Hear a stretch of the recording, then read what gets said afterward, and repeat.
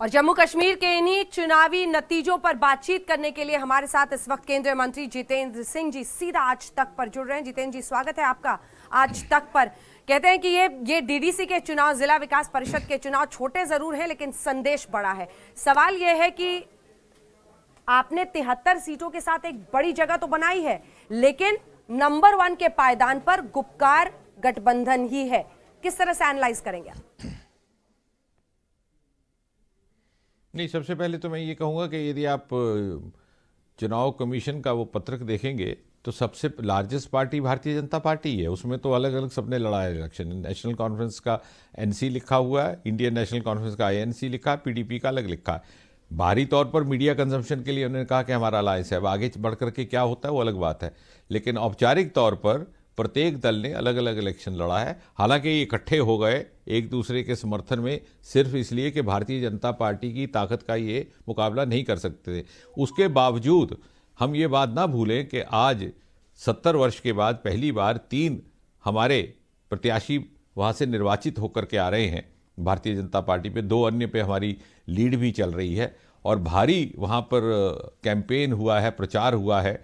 और कुछ एक बरस पहले तक तो भारतीय जनता पार्टी को बहुत ज़्यादा संजीदगी से सोचा ही नहीं जाता था घाटी में।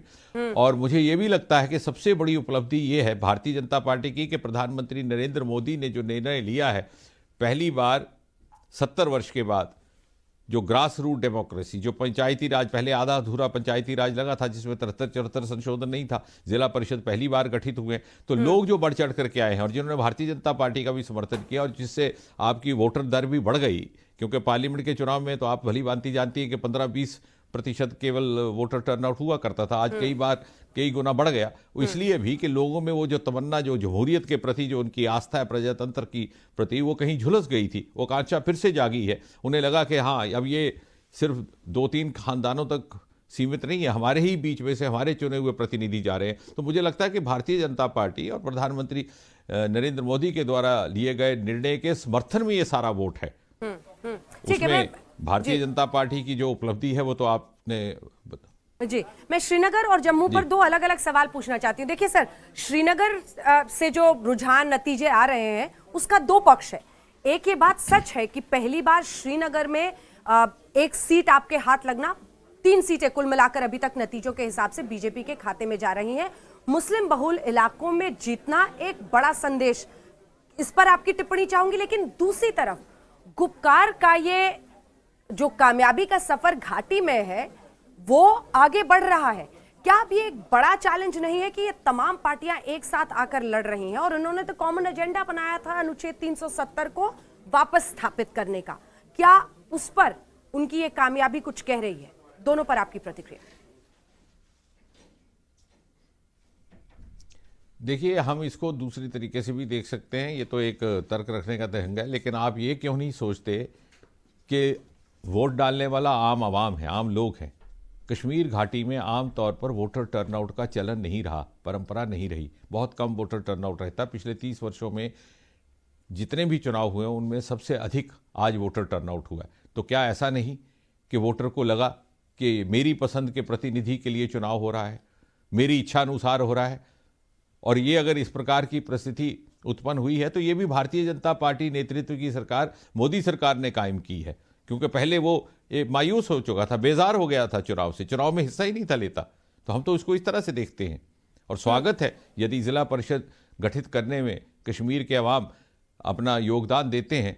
तो जमहूरियत क्या है, कश्मीरियत क्या है, इंसानियत क्या है, उसका परिचय दे रहे हैं और उसका एहसास प्रधानमंत्री मोदी ने करवाया है।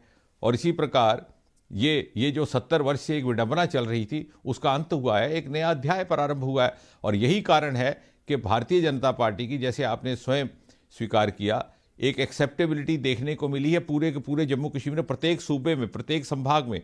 चाहे वो जम्मू का इलाका है, चाहे वो पहाड़ी ज़िले डोडा किश्तवाड़ के हैं, चाहे वो सरहदी ज़िले हैं, चाहे वो कश्मीर घाटी है। हर ज़िले की, हर संभाग की अलग अलग आकांक्षाएं हैं, अलग अलग उनकी ज़रूरतें हैं। लेकिन उसके ऊपर एक largest common pan Jammu Kashmir राजनीतिक दल उभर करके यदि आया है तो जम्मू कश्मीर में भारतीय जनता पार्टी उभर के आया। ये बात एक प्रकार से स्थापित हुई है, स्टैब्लिश हुई है।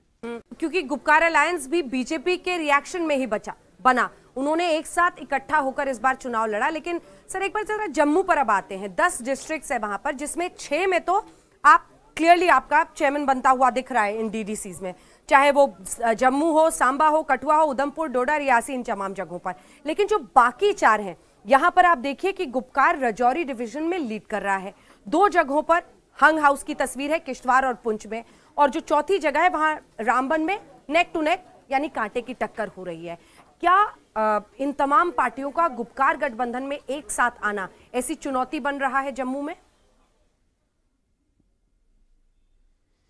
नहीं, मैं तो इसको इस तरह से देखूंगा कि ये सारी पार्टियां इस कारण इकट्ठा हुई क्योंकि उन्हें एहसास हो गया आरंभ में ही कि वो अकेले भारतीय जनता पार्टी का मुकाबला करने में असमर्थ हैं। इसलिए उन्हें लगा कि उन्हें सामूहिक ताकत झोंकनी पड़ेगी और इस कारण ही इकट्ठे हुए हैं। जहां तक जिलों का संबंध है, आपने जैसे कहा 6-7 जिलों में तो क्लियर है, 8 में भी हमारा क्लियर हो जाएगा। और हम ये भी ना भूलें कि 50-55 जो इंडिपेंडेंट और निर्दलीय जो जम्मू संभाग से निर्वाचित होकर के आ रहे हैं या जो रुझान दिखा रहे हैं, वो भी बुनियादी तौर पर भारतीय जनता पार्टी या इसकी विचार से ही जुड़े हुए सदस्य रहेंगे।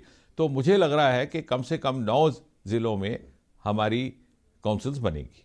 जी, आप तो खुद जम्मू कश्मीर से हैं और आपकी सरकार ने इसको ऐतिहासिक बताया, अनुच्छेद 370 का हटना और 35 का। मेरा सवाल आपसे ये है कि ये जो गुपकार अलायंस की जीत बहुत बड़े पैमाने पर कश्मीर घाटी के 9 डिस्ट्रिक्ट्स में होती हुई दिख रही है, क्या अनुच्छेद 370 को वापस स्थापित करने के लिए, अगर आवाज बुलंद करने के लिए जो भी तरीका वो अपनाते हैं वो आगे बढ़ता है, तो आपकी सरकार की क्या रणनीति होगी?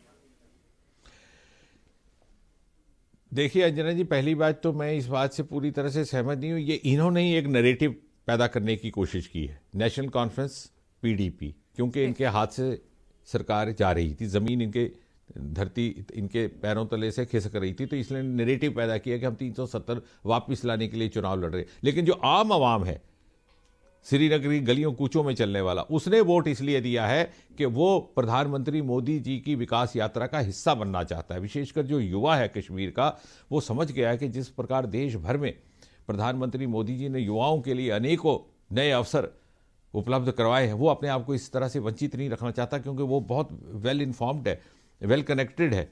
और आप देखिए उसमें अंदर इतना एस्पिरेशनल यूथ अब निकला है। बल्कि मैं तो ये कहूँगा ये भी उसकी डेमोक्रेटिक एस्पिरेशन को आउटलेट का एक इजहार है, जो इस प्रकार के चुनाव में उसने बढ़ चढ़ के हिस्सा लिया।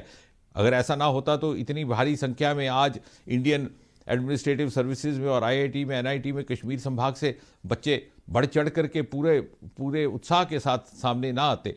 तो कारण मैं तो इसको इस तरह से देखूंगा कि जम्मू कश्मीर के, अगर आप कश्मीर घाटी की भी बात कर रही है, कश्मीर की घाटी के लोगों ने वोट इस पक्ष में दिया है कि हम मोदी जी की यात्रा का हिस्सा बनना चाहते हैं, मुख्य धारा की यात्रा का। अब ये और बात है कि एनसीपीडीपी के नेता जो सदा परिवारवाद की राजनीति करते रहे हैं, वो उसको नैरेटिव को दूसरे रंग में ढालना चाहते हैं। एक आखिरी सवाल आपसे, क्योंकि श्रीनगर में एक सीट जीतना और वो भी एजाज हुसैन का, इसको आप किस तरह से देखते हैं? क्योंकि श्रीनगर में खास तौर पर बीजेपी के खिलाफ प्रचार सबसे आक्रामक तरीके से हुआ, हुर्रियत भी अपने तरीके से आगे बढ़ती रही, तमाम लोग, हालांकि गिलानी अब उसमें नहीं है, लेकिन जो बड़ी तस्वीर आप देख रहे हैं श्रीनगर में इस एक जीत के साथ, वो क्या कह रही है आपसे? नहीं, मुझे बहुत अच्छा किया कि आपने ये प्रश्न पूछा, क्योंकि मैं ये कहूँगा कि लोगों को एहसास होने लगा है, जैसे आपने स्वयं कहा कि बहुत अधिक प्रचार किया गया था भारतीय जनता पार्टी के खिलाफ, आज भी जारी है। उसके बावजूद इतनी जहनियत, इतनी काबिलियत वहाँ के वोटर ने दिखाई है। मैं तो कहूँगा कि वोटर ज़्यादा अक्लमंद निकला बहुत से वहाँ के लीडरान की तुलना में। वोटर समझ गया कि ये जो दुष्प्रचार किया जा रहा है भारतीय जनता पार्टी के खिलाफ, ये निराधार है। मेरा भविष्य, मेरा विकास यदि सुरक्षित है तो मोदी जी के नेतृत्व में। लेकिन जितेंद्र जी, उमर अब्दुल्ला तो कह रहे हैं कि हम तो कुछ दिनों पहले तक देखिए जेल में थे, हमने बहुत ज्यादा प्रचार नहीं किया, यहाँ तो बीजेपी की तरफ से तमाम जो केंद्रीय नेता हैं वो सब पहुंचे हुए थे, फिर भी उन्होंने इतनी जीत हासिल कर ली। वो मैं अंजना जी आपको एक बात बताऊंगा बड़ी दिलचस्प, कि हकीकत क्या है, क्योंकि मैं भी तो पंचायत में प्रचार करता रहा 1-1.5 महीना जी। इनके जो उम्मीदवार हैं मन ही मन चाहते ही नहीं थे कि ये आए प्रचार करने, चाहे वो कांग्रेस के थे, वो कतई नहीं चाहते थे कि राहुल गांधी आ जाए प्रचार करने। वो सोचते थे 4 वोट मिलने वो भी नहीं मिलेंगे। नेशनल कॉन्फ्रेंस के नेता जो प्रत्याशी जम्मू संभाग में हमने देखे, तिरंगा उठा करके चलते थे, नेशनल कॉन्फ्रेंस का झंडा तक नहीं चलते थे और कान में वोटर को कहते थे कि हम भी मोदी जी के ही समर्थक हैं, भले ही हमारा चिन्ह कमल का फूल नहीं है।